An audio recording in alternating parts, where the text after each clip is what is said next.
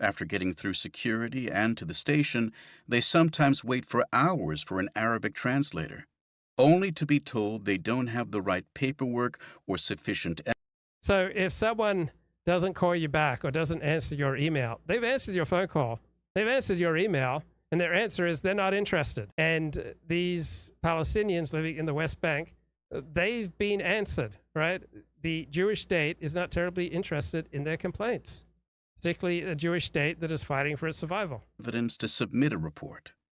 As one senior Israeli military official told us, the police exhaust Palestinians so they won't file complaints. Right. So do you want to read the facts on the ground? Right? They want you to leave, but you insist on staying where you're not wanted. So don't be surprised if you are not treated well when you insist in staying in a place where you're unwanted. You really want to live a life where people want to have you around. Right? If you keep going to work and because of workplace regulations, they're not allowed to fire you, right? It's not going to be a happy place. If you go to a church or a synagogue that doesn't particularly want you there, you go to a party where you're not invited, all right? If you insist on living in a block where everybody on your block hates you, you are just going to have a life of misery. Why not go find people who love you? And yet, in November, with no protection from the police or the military, the former residents of Hirbet Zanuta is moving around easy there. No, it's not easy. But if you're living in hell, why would you not be willing to do the difficult thing and move? Not easy, but better than living in hell. And 5 nearby villages chose to test whether justice was still possible by appealing directly to Israel's Supreme Court. In a petition, lawyers for the villagers from Hakol, an Israeli human rights organization, argued that days after the October 7th Hamas attack, a raiding party that included settlers and Israeli soldiers assaulted village residents, threatened murder, and destroyed property throughout the village. They stated that the raid was part of a mass transfer of ancient Palestinian communities, one in which settlers, working hand in hand with soldiers, are taking advantage. The Jewish state wants to commit ethnic cleansing. Oh my God. Oh, that's awful. That's just the worst. Well, any people that is fighting for its survival will want to remove its enemy, right?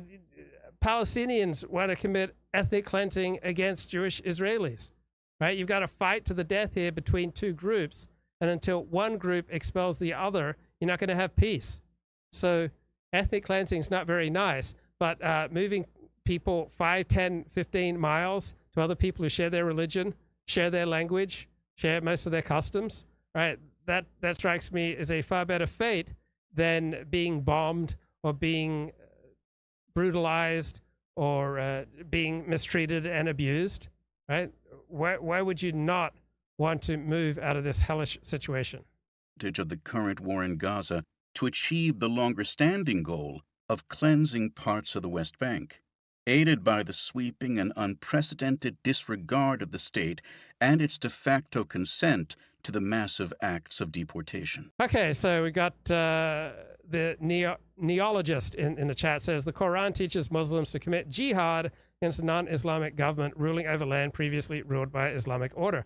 Because of this, there will never be lasting peace between Israel and surrounding Muslim populations. So you view the primary cause of a lack of peace is some teaching in the Quran. Right? It's not philosophy, it's not theology, it's not religious teaching that is causing this conflict. You have two people who both have strong claims to one bit of land, and they both have reasons to absolutely loathe and hate each other. They don't need Bible texts to hate each other. They don't need Quranic doctrine to hate each other. They hate each other because they have an intense clash of interests. Right? Jewish survival and prosperity depends upon subjugating the Palestinians and encouraging them to leave. Palestinian survival and prosperity depends upon the abolition of the Jewish state. Right? It's facts on the ground that cause this mutual loathing, because until there is some massive ethnic cleansing, you will have an ongoing conflict and tragedy. Right? Two strongly opposed people in the same place will inevitably lead to tragedy.